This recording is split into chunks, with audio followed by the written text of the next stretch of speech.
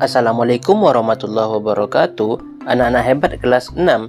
Pada video kali ini kita akan belajar materi bab 1, belajar Al-Quran dan hadis untuk pendidikan agama Islam dan budi pekerti kelas 6 SD. Bapak berharap anak Bapak fokus mengikuti pembelajaran dengan baik, dengarkan, simak sehingga dapat memahami nantinya. Sebelum kita masuk materi, alangkah baiknya kita berdoa sama-sama terlebih dahulu. Ikuti Bapak, sama-sama kita berdoa. Bismillahirrahmanirrahim. Rabbi zidni ilman warzuqni fahman. Amin. Ya Allah, tambahkanlah ilmuku dan karuniakanlah kepadaku pemahaman terhadap ilmu yang akan aku pelajari. Nah, anak-anak hebat, adapun tujuan pembelajaran kita kali ini yaitu menjelaskan pesan-pesan pokok Quran surat Ad-Duha dengan baik. Untuk mencapai tujuan pembelajaran ini, maka diperlukanlah keseriusan anak-anak Bapak untuk menyimak, mendengarkan, serta menjaga tetap fokus mengikuti pembelajaran.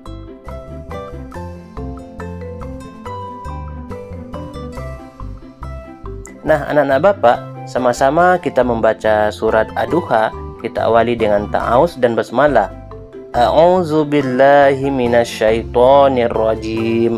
Bismillahirrahmanirrahim. Wadduha wal-laili idza saja. Ma wadda'aka rabbuka wa ma qala. Walal akhiratu khairul laka minal ula. Wala sawfa yu'tika rabbuka fatarda. Alam yajidka yatiman fa'awa. Wa wajadaka dhallan fahada. Wa wajadaka 'ailan fa'aghna. Fa ammal yatima fala taqhar. Wa ammas sa'ila fala tanhar. Wa amma bi ni'mati rabbika fahaddis.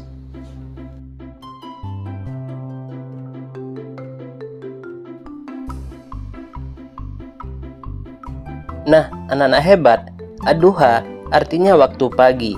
Ad-Duha adalah surat ke-93 dalam susunan Mushaf Al-Quran, terdiri dari 11 ayat. Surah Ad-Duha diturunkan di Mekah sebelum Rasulullah hijrah ke Madinah, sehingga surah Ad-Duha dikelompokkan dalam surat Makkiyah. Ad-Duha sebagai jawaban atas pertanyaan dan hinaan yang dilontarkan oleh kaum kafir Mekah yang menganggap Rasulullah sudah tidak diperdulikan lagi oleh Tuhannya, sebab Nabi Muhammad sudah lama tidak menerima wahyu kenabian. Hingga akhirnya turunlah surat ini untuk mempertegas bahwasanya Allah memberitahukan bahwa dugaan kaum kafir Mekah adalah suatu kesalahan yang besar.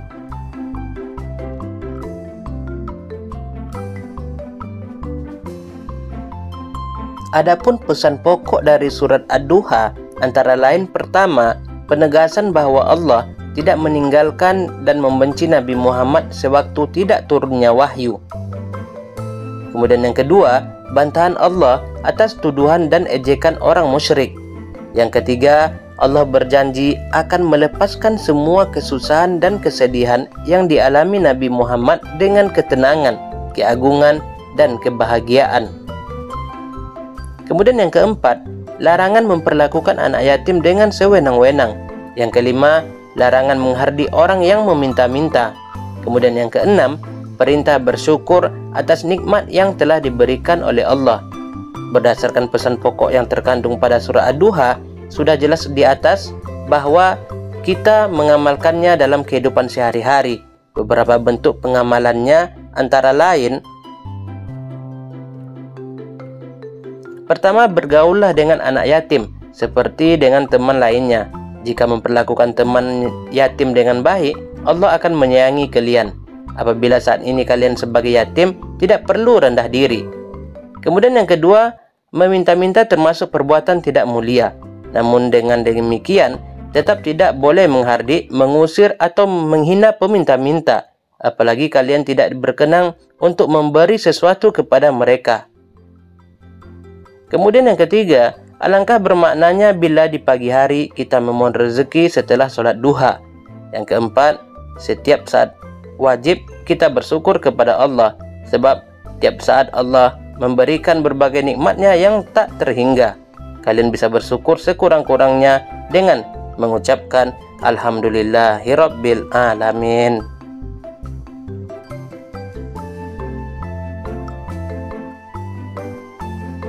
Nah, anak-anak hebat, itulah materi kita hari ini. Semoga anak-anak hebat bisa memahami materi hari ini tentang pesan pokok yang terdapat di dalam surat Ad-Duha. Amin ya rabbal alamin. Kita tutup dengan membacakan hamdalah. Alhamdulillahirabbil alamin. Bapak sudahi dengan Assalamualaikum warahmatullahi wabarakatuh.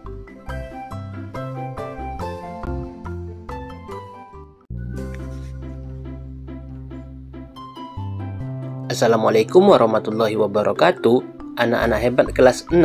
Pada video kali ini kita akan belajar bab 2 dengan materi Allah Subhanahu wa taala Maha Segalanya. Pendidikan Agama Islam dan Budi Pekerti kelas 6 SD.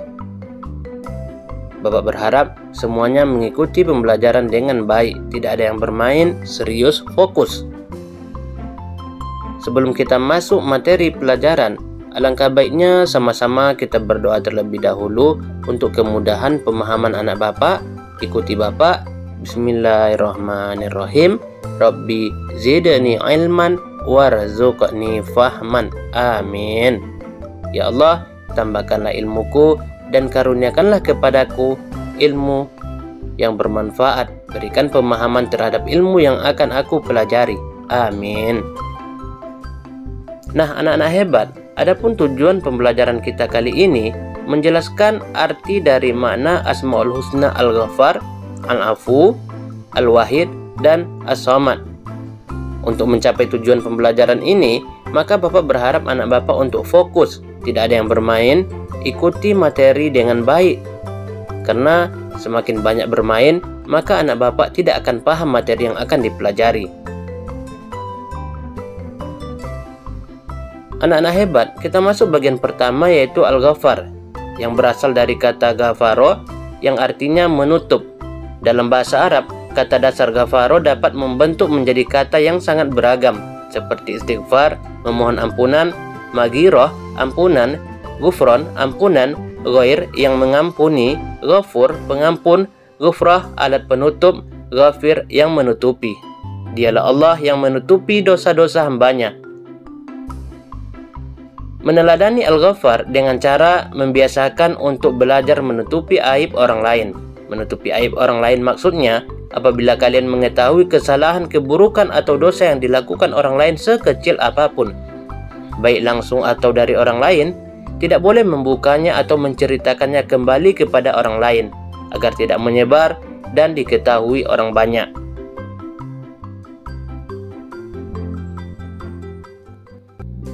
Nah, kemudian yang kedua, Al-Afu.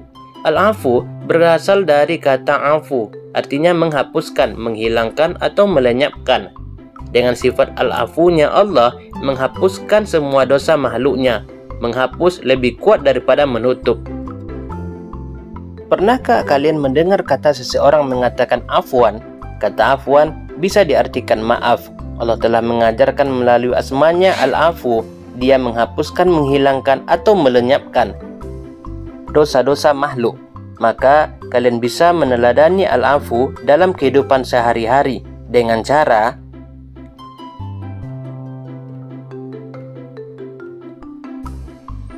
pertama, memaafkan kesalahan orang lain yang berbuat salah kepada kalian, baik disengaja maupun tidak disengaja. Kemudian yang kedua, menghapuskan dan melenyapkan semua kesalahan orang dari hati agar tidak diungkit kembali selamanya. Kemudian yang ketiga, tidak memelihara rasa dendam dalam hati. Nah, anak Bapak, memaafkan dengan cara menghapuskan semua kesalahan orang lain memang tidak mudah. Namun kalian tetap harus berusaha sekuat hati agar Allah Subhanahu wa taala memberikan kekuatan untuk memaafkan. Kemudian yang ketiga yaitu Al-Wahid. Al-Wahid artinya tunggal. Al-Wahid adalah zat tunggal sendiri dan tanpa ada yang lain. Allah tidak punya sekutu dan tandingan. Tahukah kalian ciri orang-orang yang mengimani kemahaesaan atau kemahatunggalan Allah? Ciri orang yang mengimani kemahaesaan atau kemahatunggalan Allah diantaranya adalah: pertama, selalu mengucapkan la ilaha illallah. Kemudian yang kedua, selalu melaksanakan salat wajib. Yang ketiga, hanya berdoa dan meminta kepada Allah. Yang keempat, menghindari perbuatan dan ucapan yang mendekati kemusyrikan. Kemudian yang kelima, fokus kepada satu tujuan yang ingin dicapai. Itulah ciri-ciri orang yang beriman kepada Al-Wahid atau Maha Esa Allah Subhanahu wa Ta'ala.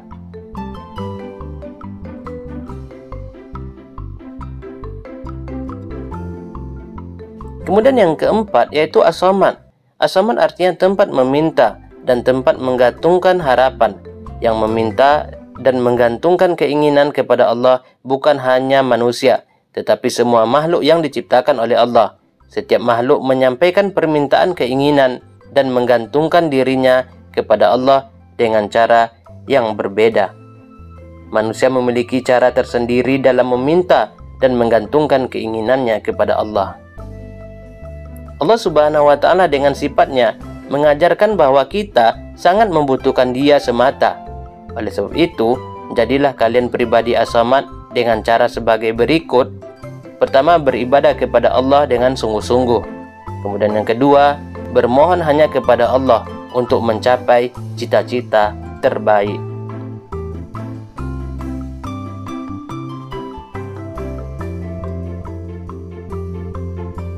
Nah, anak-anak hebat, itulah materi kita hari ini.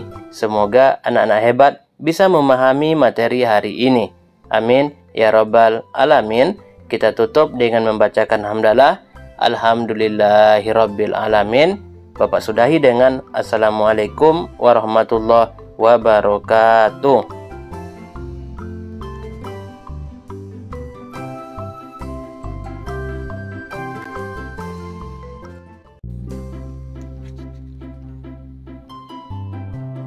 Assalamualaikum warahmatullahi wabarakatuh. Anak-anak hebat kelas 6. Pada video kali ini kita akan belajar bab 3 dengan materi hidup damai dengan saling memaafkan. Pada video kali ini Bapak berharap anak Bapak menyimak pelajaran dengan baik, tidak ada yang bermain. Nah, sebelum kita lanjut materi, alangkah baiknya kita berdoa terlebih dahulu. Ikuti Bapak, sama-sama kita berdoa. Bismillahirrahmanirrahim. Rabbi zidni ilman warzuqni fahman.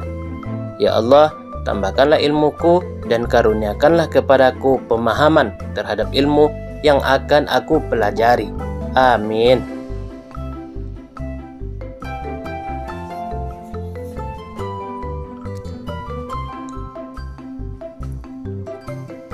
Adapun tujuan pembelajaran kita kali ini yaitu menjelaskan pentingnya adab menyesal dan memaafkan.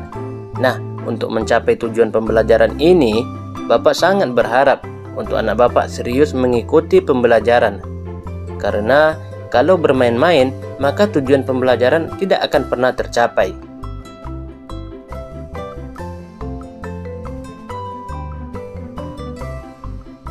Anak-anak hebat, Rasulullah pernah bersabda yang diriwayatkan oleh Imam Al-Bukhari dan Muslim, yang isi sabdanya sebagai berikut: siapa yang merasa berbuat aniaya kepada saudaranya, baik berupa kehormatan badan dan harta atau lainnya, hendaklah segera meminta halal dan maafnya sekarang juga, sebelum datang suatu hari yang tiada maafnya harta dan dinar atau dirham. Jika ia punya amal soleh, akan diambil menurut penganiayaannya, dan jika tidak mempunyai hasanat kebaikan, maka diambil dari kejahatan orang yang dianiaya untuk ditanggungkan kepadanya. Hadis riwayat Bukhari dan Muslim. Nah, anak-anak hebat, menyatakan penyesalan atas kesalahan membutuhkan jiwa kesatria, berani berbuat, berani bertanggung jawab. Orang yang pengecut tidak akan mau menyatakan penyesalan, karena ia merasa tidak bersalah, merasa tidak berdosa, atau merasa benar sendiri atas perbuatan atau ucapannya.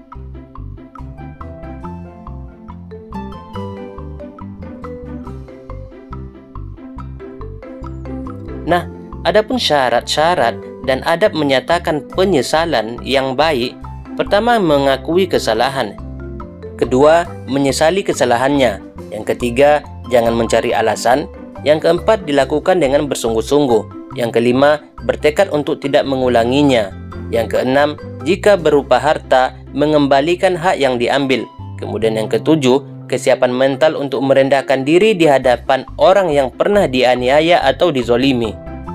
Mengapa harus memaafkan? Manusia yang baik bukan yang tidak pernah melakukan kesalahan, tetapi manusia yang bisa memaafkan kesalahan orang yang telah melukai hati dan perasaannya. Orang yang mampu memaafkan kesalahan orang lain merupakan salah satu ciri orang yang bertakwa. Rasulullah pernah bersabda kepada Uqbah yang diriwayatkan oleh Imam Ahmad Al-Hakim bahwa memaafkan termasuk akhlak yang paling utama penduduk dunia dan akhirat.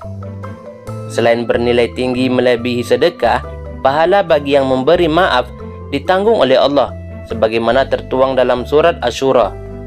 Adapun syarat-syarat dan adab memberi maaf yang baik, yang pertama ikhlas karena Allah, kedua melafazkan hak balas, ketiga tidak menuntut denda atau syarat, yang keempat menghapus rasa sakit hati, yang kelima tidak menyisakan dendam, kemudian yang terakhir menghilangkan amanah. Nah, anak-anak hebat, itulah materi kita hari ini. Semoga anak-anak hebat bisa memahami materi hari ini. Amin ya rabbal alamin. Kita tutup dengan membacakan hamdalah. Alhamdulillahirabbil alamin. Assalamualaikum warahmatullahi wabarakatuh.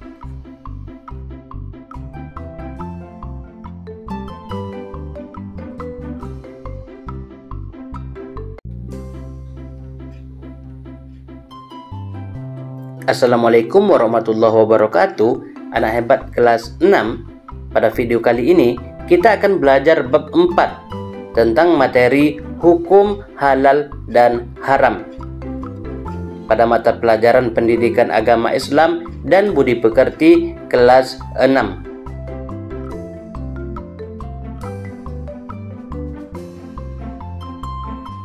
Sebelum kita lanjut pelajaran, alangkah baiknya kita berdoa terlebih dahulu ya. Sama-sama kita berdoa, ikuti Bapak. Bismillahirrahmanirrahim.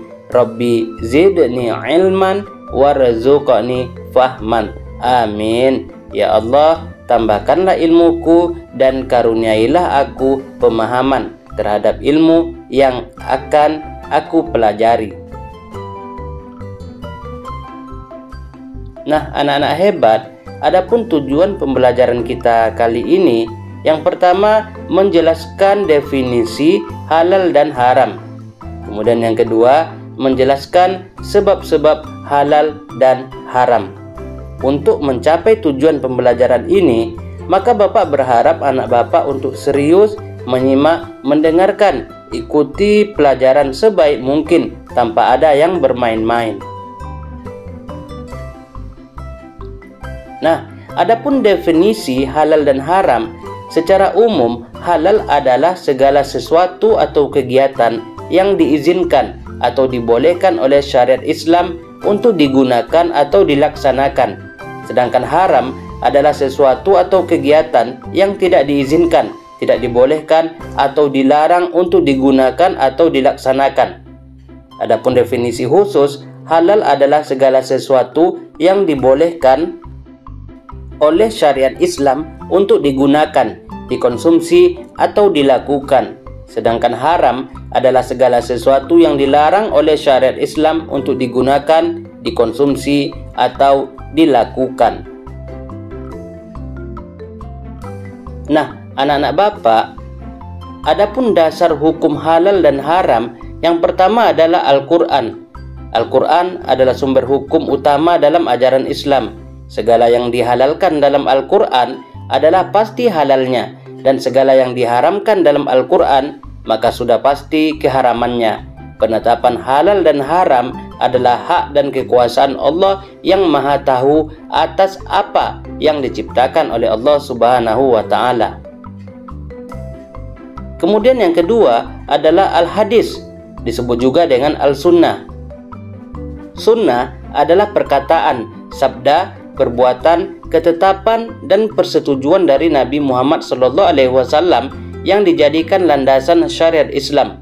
Hadis ataupun sunnah merupakan sumber hukum kedua setelah kitab suci Al-Quran dalam menetapkan hukum dan peraturan agama, termasuk masalah halal dan haram.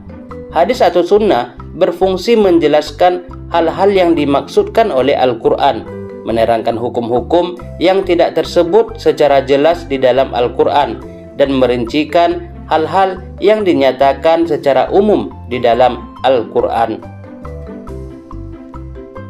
Kemudian yang ketiga adalah ijtihad.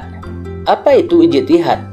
Ijtihad berasal dari kata ijtihada, yajtihadu, ijtihadan, yang merupakan akar kata dari jahada, yang artinya adalah upaya atau kemampuan.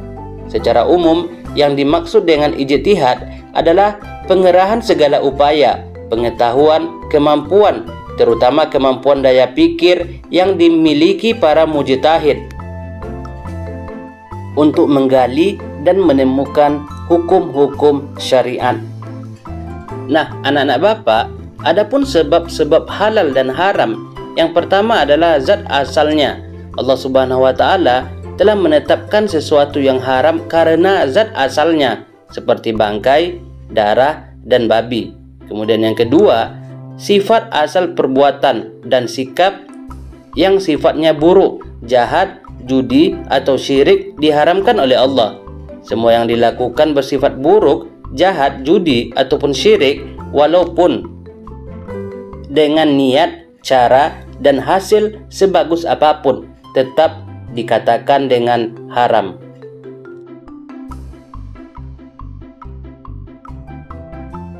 Nah, anak-anak hebat, itulah materi kita hari ini. Semoga anak-anak hebat bisa memahami materi hari ini. Amin ya rabbal alamin. Kita tutup dengan membacakan hamdalah.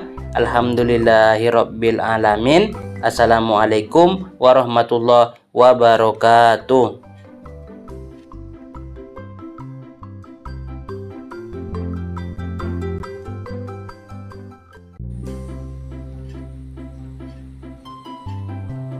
Assalamualaikum warahmatullahi wabarakatuh.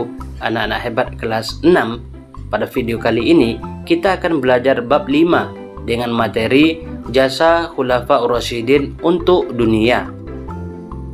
Pendidikan agama Islam budi pekerti untuk kelas 6 SD. Nah, Bapak berharap anak Bapak untuk semangat mengikuti pelajaran hari ini. Sebelum kita belajar, alangkah baiknya kita berdoa sama-sama terlebih dahulu. Ikuti Bapak. Bismillahirrahmanirrahim. Rabbi zidni ilman warzuqni fahman. Amin. Ya Allah, tambahkanlah ilmuku dan karuniailah aku pemahaman akan pelajaran yang akan dipelajari.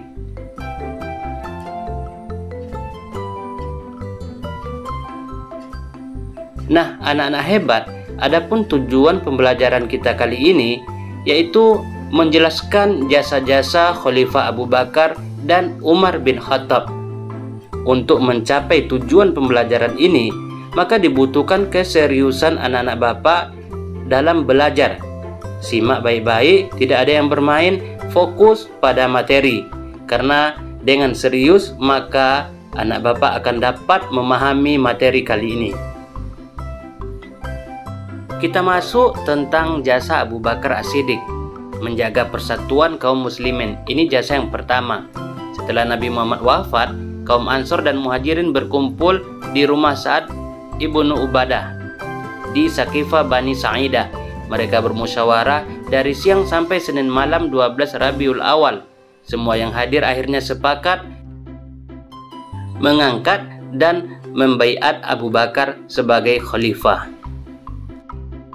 Kemudian jasa yang kedua yaitu membangkitkan kepercayaan diri kaum muslimin. Abu Bakar menjadi khalifah di saat kritis. kaum muslimin kehilangan kepercayaan diri, putus asa. Untuk membangkitkan kekuatan kaum muslimin, Abu Bakar memulai dari mengobarkan semangat pasukan militer, melanjutkan ekspedisi pasukan militer pimpinan Usamah bin Zaid yang tertunda karena sakitnya sampai wafatnya Rasulullah. Walaupun banyak yang kurang setuju, namun Abu Bakar tetap bersikukuh melanjutkan pengiriman pasukan militer tersebut. Kemudian yang ketiga, menegakkan keimanan dan hukum. Abu Bakar, khalifah penerus Rasulullah. Ia dihadapkan dengan krisis akidah dan hukum. Oleh sebab itu, ia menetapkan beberapa kebijakan. Di antaranya pertama, menumpas pemberontakan kaum munafik yang dipimpin para nabi palsu seperti Musailamah Al-Kadzab dan Al-Aswad Al-Ansi. Kemudian yang kedua, menumpas pengkhianatan orang-orang murtad yang tersebar di seluruh jazirah Arab, baik timur, barat, utara maupun selatan.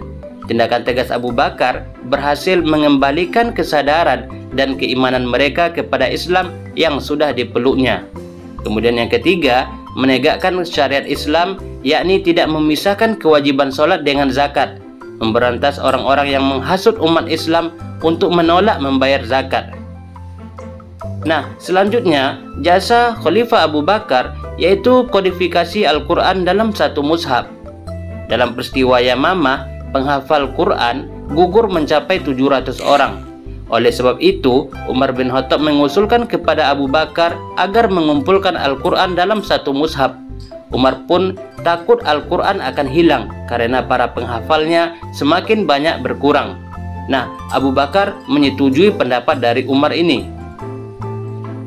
Khalifah Abu Bakar menerima usulan Umar bin Khattab. Ia menugaskan Zaid bin Sabit menjadi pengumpul Al-Quran.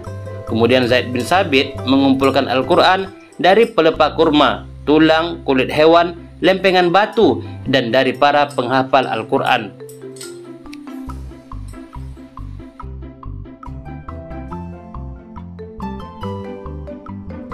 Nah, anak-anak hebat, itulah materi kita kali ini tentang jasa Khalifah Abu Bakar. Sedangkan untuk jasa Khalifah Umar bin Khattab akan kita bahas pada pertemuan selanjutnya. Semoga anak-anak hebat bisa memahami materi hari ini. Amin ya rabbal alamin. Kita tutup dengan membacakan hamdalah. Alhamdulillahirabbil alamin. Assalamualaikum warahmatullahi wabarakatuh.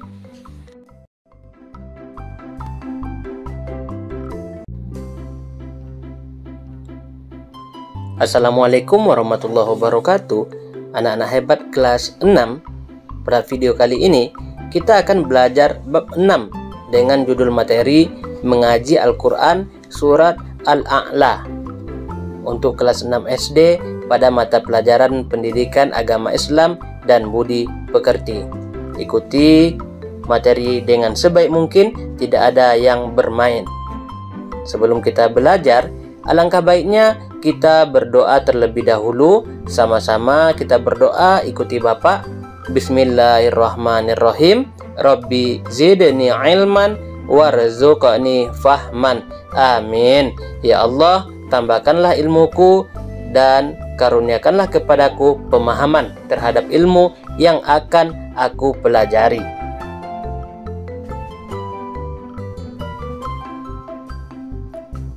Nah, anak-anak yang hebat, adapun tujuan pembelajaran kita kali ini yaitu menjelaskan pesan-pesan pokok dari Quran surat Al-A'la dengan baik. Untuk mencapai tujuan pembelajaran ini, Bapak berharap anak Bapak menyimak dengan serius, tidak ada yang bermain, fokus dengan materi yang akan kita pelajari.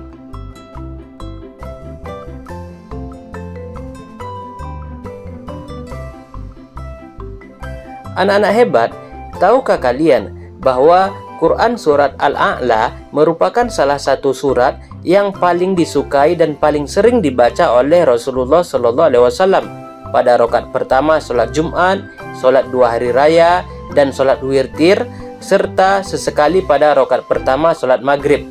Hal inilah yang menyebabkan surat Al-A'la menjadi sangat dikenal dan tidak asing lagi bagi kita, karena sering dibaca oleh imam ketika sholat berjamaah. Tahukah kalian apa pesan pokok yang terkandung di dalam surat Al-A'la? Dan mengapa Rasulullah sering membaca surat ini, terutama pada waktu sholat Jumat dan sholat hari raya? Secara umum, pesan pokok yang terkandung dalam surat Al-A'la adalah sebagai berikut. Pertama, perintah untuk bertasbih dengan menyebut dan mensucikan nama Allah. Allah Subhanahu wa Ta'ala memerintahkan kepada kita melalui Rasulullah untuk bertasbih dan berzikir mensucikan namanya yang maha tinggi dari segala sesuatu yang tidak sesuai dengan kebesaran serta kemuliaan Allah Subhanahu wa Ta'ala. Hal ini dijelaskan pada ayat pertama Quran surat Al-A'la. Kemudian yang kedua, menjelaskan tentang kesempurnaan karunia Allah Subhanahu wa Ta'ala. Melalui Quran surat Al-A'la, Allah Subhanahu wa Ta'ala menerangkan bahwa Dialah yang menciptakan alam semesta dan menyempurnakan penciptaannya sebagai karunia bagi makhluk di dunia.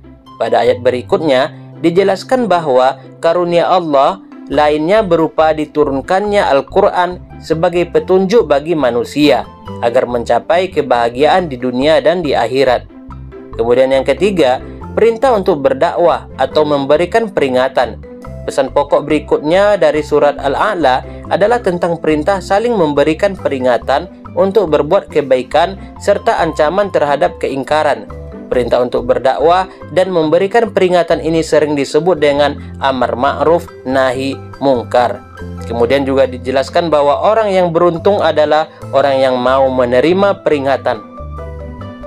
Kemudian yang keempat, larangan terlalu mementingkan dunia. Pada ayat yang ke-16 dan 17 dijelaskan bahwa orang kafir lebih mengutamakan kepentingan dunia daripada kepentingan akhirat. Padahal semestinya kita harus menjadi muslim yang di samping mengutamakan dan menyibukkan diri untuk kepentingan dunia, juga harus berupaya keras mempersiapkan kehidupan akhirat yang lebih baik dan lebih kekal. Nah, anak-anak hebat, itulah materi pelajaran kita hari ini tentang pesan pokok dari Quran surat Al-A'la. Mudah-mudahan anak-anak hebat bisa memahami materi hari ini. Amin ya rabbal alamin. Kita tutup dengan membacakan hamdalah. Alhamdulillahirabbil alamin. Assalamualaikum warahmatullahi wabarakatuh.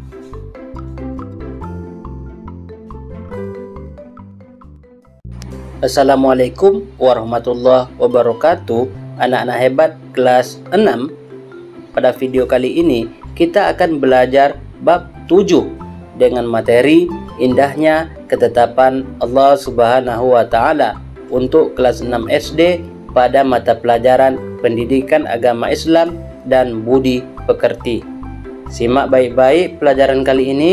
Mudah-mudahan anak bapak bisa paham materi kita kali ini. Sebelum kita lanjut materi, alangkah baiknya kita berdoa terlebih dahulu. Kita baca doa sama-sama, ikuti Bapak. Bismillahirrahmanirrahim. Rabbi zidni ilman warzuqni fahman. Amin. Ya Allah, tambahkanlah ilmuku dan karuniakanlah kepadaku pemahaman terhadap ilmu yang akan aku pelajari. Nah, anak-anak hebat, adapun tujuan pembelajaran kali ini yaitu menjelaskan arti iman kepada qada dan qadar. Untuk mencapai tujuan pembelajaran ini, Bapak berharap anak Bapak untuk serius, fokus mengikuti pelajaran, tidak ada yang bermain-main, bersungguh-sungguh sehingga materi mudah dipahami. Anak Bapak bisa paham dan dapat pelajaran pada hari ini.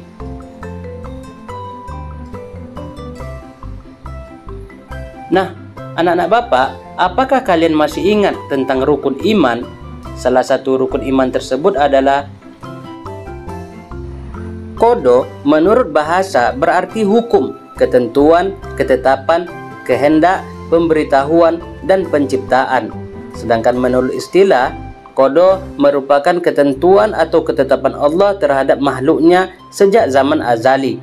Zaman azali artinya zaman sebelum diciptakannya manusia oleh Allah Subhanahu wa taala. Qada disebut juga dengan sunnatullah, ketetapan dari Allah Subhanahu wa taala. Iman kepada qada dan qadar. Iman artinya percaya atau yakin. Iman kepada qada dan qadar merupakan rukun iman yang keenam atau rukun iman yang terakhir.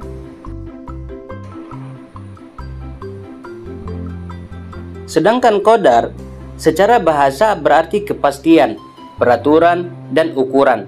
Sedangkan menurut istilah, qadar merupakan perwujudan dari qada dan ketetapan Allah Subhanahu wa taala yang telah terjadi pada makhluk dalam qadar tertentu sesuai dengan kehendaknya. Qadar sering disebut juga dengan istilah takdir. Jadi, qada merupakan ketentuan atau ketetapan Allah terhadap makhluknya sebelum makhluk tersebut ada. Sebagai contoh, bahwa sebelum kita dilahirkan, Allah Subhanahu wa taala telah menetapkan batasan umur kita, jenis kelamin, rezeki, nasib, dan lain sebagainya. Namun kita diperintahkan oleh Allah untuk berusaha berikhtiar dan berdoa agar menjadi ketetapan takdir yang baik. Sedangkan qadar merupakan ketentuan atau ketetapan Allah terhadap makhluknya yang sudah nyata terjadi, seperti kematian, jenis kelamin, dan lain sebagainya. Sebagai contoh juga, terjadi kematian salah seorang dari anggota keluarga kita atau terjadinya musibah secara tiba-tiba. Ketika kita mengalami hal tersebut, maka harus kita terima dengan ikhlas dan sabar, dengan keyakinan bahwa semuanya adalah takdir Allah Subhanahu wa taala. Pengertian dari qada dan qadar di atas dapat kita pahami bahwa segala sesuatu yang terjadi adalah ketentuan Allah Subhanahu wa taala. Oleh karena itu, manusia sebagai makhluk harus berusaha dan berdoa agar mendapatkan takdir yang baik dan tidak boleh menyesali atau berputus asa jika mendapat takdir yang buruk berupa musibah, karena sesungguhnya Allah tidak akan membebani hambanya kecuali sesuai dengan kemampuannya, dan pasti ada hikmah di balik apa yang kita hadapi. Nah, anak-anak hebat, itulah materi kita hari ini. Semoga anak-anak hebat bisa memahami materi hari ini, paham tentang qada dan qadar. Amin ya rabbal alamin. Kita tutup dengan membacakan hamdalah. Alhamdulillahirabbil alamin. Assalamualaikum warahmatullahi wabarakatuh.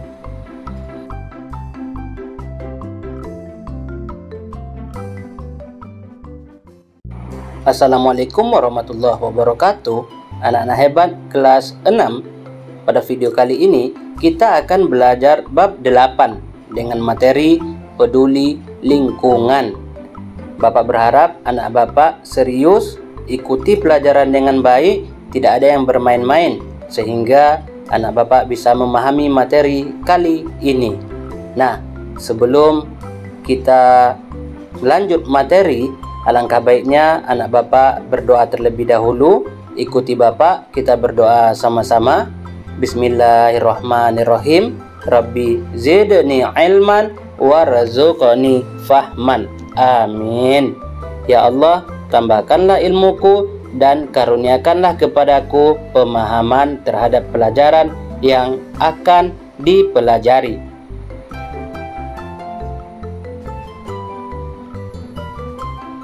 Anak-anak hebat, adapun tujuan pembelajaran kita kali ini yaitu menjelaskan konsep Islam tentang kepedulian terhadap lingkungan. Untuk mencapai tujuan pembelajaran ini, anak Bapak harus berusaha mengikuti pembelajaran sebaik mungkin. Tidak ada yang bermain, simak, dengarkan Bapak. Semua penjelasan pelajaran akan Bapak jelaskan pada kali ini. Untuk itu dengarkan baik-baik. Kita masuk materi. Tahukah anak Bapak mengapa terjadi pencemaran lingkungan? Tentu hal ini terjadi karena kurangnya kepedulian terhadap lingkungan. Peduli terhadap lingkungan merupakan ajaran Islam. Terjadinya banyak kerusakan merupakan akibat dari ketidakpedulian manusia terhadap lingkungan itu sendiri. Oleh sebab itu, kita harus selalu peduli terhadap lingkungan agar tidak terjadi kerusakan. baik di darat maupun di laut. Menurut para ahli, bahwa lingkungan adalah segala hal yang ada di sekitar makhluk hidup, baik merupakan benda mati ataupun benda hidup, serta terpengaruh dan memberikan pengaruh terhadap aktivitas manusia. Ada juga yang mengatakan bahwa lingkungan adalah semua benda, kondisi serta keadaannya yang mana memberikan pengaruh pada tempat di mana manusia tinggal. Jadi, yang dimaksud dengan lingkungan adalah alam semesta ciptaan Allah, baik berupa benda mati maupun benda hidup yang terbentang luas sekitar kita, untuk dikelola dengan sebaik-baiknya dan menjadi tempat beraktivitas serta memberikan pengaruh yang dapat dipengaruhi oleh manusia.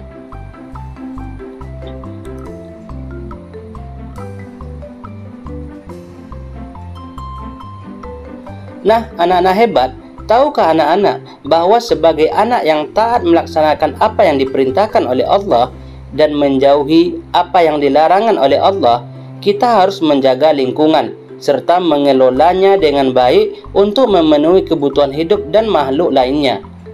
Apabila kita peduli terhadap lingkungan, maka lingkungan tersebut akan memberikan manfaat kepada kita.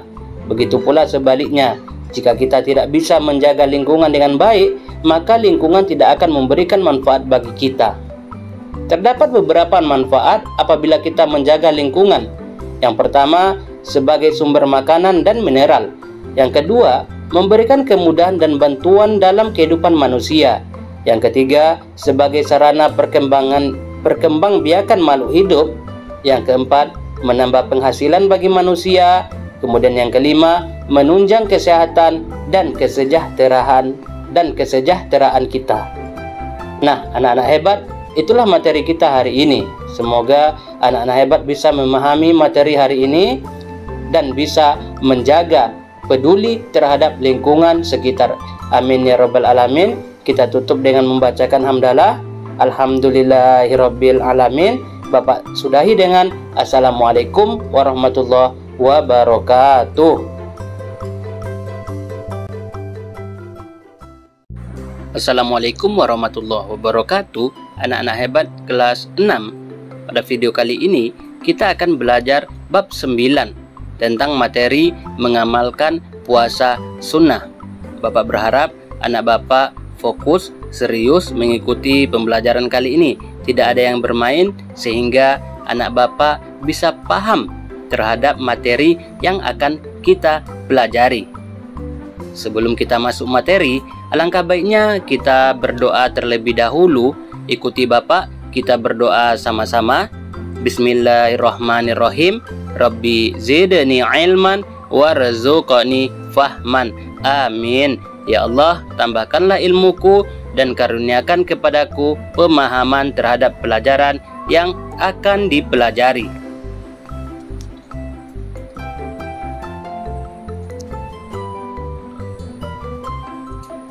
Nah, anak-anak hebat, adapun tujuan pembelajaran kita kali ini yaitu menjelaskan makna puasa sunnah dengan baik dan benar. Untuk mencapai tujuan pembelajaran ini, Bapak berharap anak-anak Bapak bisa fokus, serius mengikuti pembelajaran. Tidak ada yang bermain-main, supaya anak Bapak bisa paham pelajaran yang akan kita pelajari.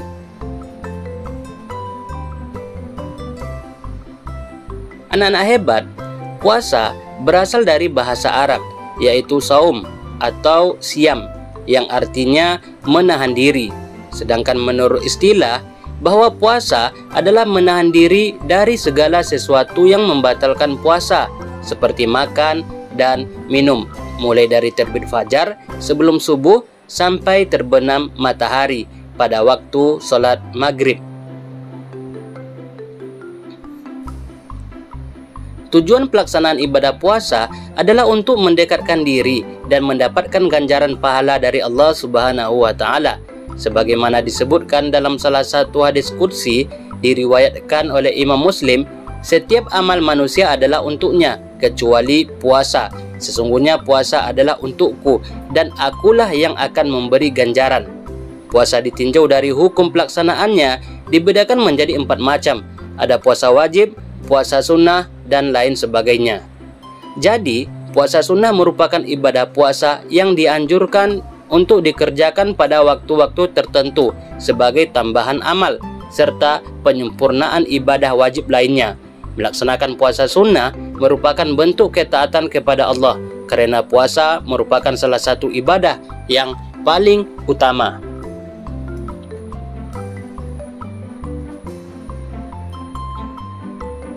Anak-anak hebat, jenis puasa sunnah dan waktu pelaksanaannya. Yang pertama, puasa Syawal, yaitu berpuasa 6 hari pada bulan Syawal setelah hari raya Idul Fitri. Kemudian yang kedua, puasa Senin Kamis, yaitu berpuasa pada setiap hari Senin dan hari Kamis. Yang ketiga, puasa Arafah, yaitu berpuasa pada tanggal 9 Zulhijjah atau 1 hari sebelum hari raya Idul Adha. Kemudian yang keempat, puasa Asyura pada tanggal 10 Muharram. Kemudian yang kelima, puasa Sa'ban, puasa sunnah yang dilaksanakan pada pertengahan bulan Sa'ban, nisfu Sa'ban. Kemudian yang keenam, puasa di pertengahan bulan Qamariyah, yaitu puasa sunnah yang dikerjakan pada Ayyamul Bid, yaitu hari-hari putih. Kemudian yang ketujuh, puasa Nabi Daud, puasa sehari dan sehari tidak berpuasa. Begitu seterusnya. Puasa ini disunahkan menurut kebiasaan yang telah dilaksanakan oleh Nabi Daud. Kemudian yang kedelapan, puasa Tasu'ah, yaitu berpuasa pada tanggal 9 Muharram dengan tujuan untuk mengiringi pelaksanaan puasa sunnah pada tanggal 10 Muharram. Puasa sunnah ini dilakukan adalah sebagai pembeda pelaksana puasa yang dilakukan oleh orang Yahudi yang juga dilakukan pada tanggal 10 Muharram.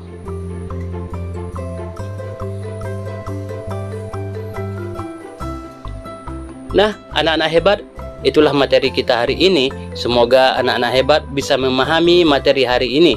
Amin ya rabbal alamin. Dan juga Bapak berharap anak-anak Bapak rajin melaksanakan puasa sunnah pada hari-hari yang telah ditentukan sesuai dengan materi kita. Kita tutup dengan membacakan hamdalah. Alhamdulillahirabbil alamin. Assalamualaikum warahmatullahi wabarakatuh. Assalamualaikum warahmatullahi wabarakatuh. Anak-anak hebat kelas 6. Pada video kali ini kita akan belajar bab 10 dengan materi meneladan jasa Khalifah Utsman bin Affan dan Khalifah Ali bin Abi Thalib untuk kelas 6 SD. Bapak berharap anak Bapak serius mengikuti pembelajaran, tidak ada yang bermain-main, kemudian fokus sehingga bisa memahami materi kali ini. Sebelum kita belajar, kita berdoa sama-sama, ikuti Bapak ya. Bismillahirrahmanirrahim. Rabbi zidni ilman warzuqni fahman. Ya Allah, tambahkanlah ilmuku dan karuniakanlah kepadaku pemahaman akan materi yang akan dipelajari.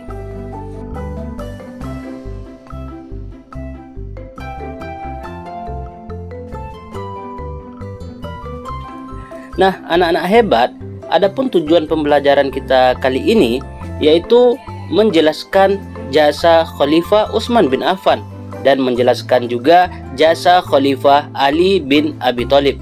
Simak baik-baik sehingga tujuan pembelajaran bisa tercapai. Anak Bapak paham dan mengerti akan materi kali ini.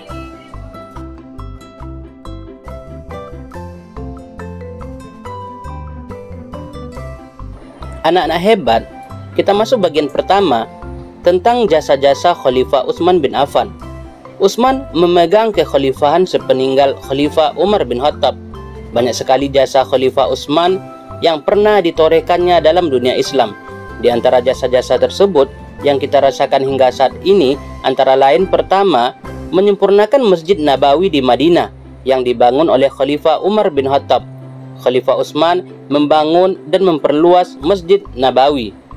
Kemudian yang kedua, mengumpulkan mushaf Al-Quran yang standar. Kodifikasi mushaf Al-Quran, orang yang diperintahkan oleh Khalifah Utsman untuk mengumpulkan mushaf Al-Quran adalah Zaid bin Sabit dan dibantu oleh Abdullah bin Zubair, Sa'id bin As, Abdurrahman bin Haris bin Hisham. Nah, pembukuan Al-Quran dilakukan pada masa Khalifah Utsman bin Affan. Ide pengumpulan mushaf ini disebabkan oleh beberapa hal, antara lain, pertama, banyaknya penghafal Al-Quran yang gugur dalam medan perang. Kemudian yang kedua, sulit memantau pembelajaran Al-Quran karena luasnya kekuasaan Islam, sementara banyak penghafal Al-Quran tersebar di beberapa wilayah yang berjauhan. Kemudian yang ketiga, agar ada acuan atau pedoman yang menyatukan qiraat bacaan umat Islam yang berbeda-beda. Nah, kemudian jasa yang ketiga, membentuk angkatan laut. Khalifah Utsman melatih angkatan laut yang tangguh.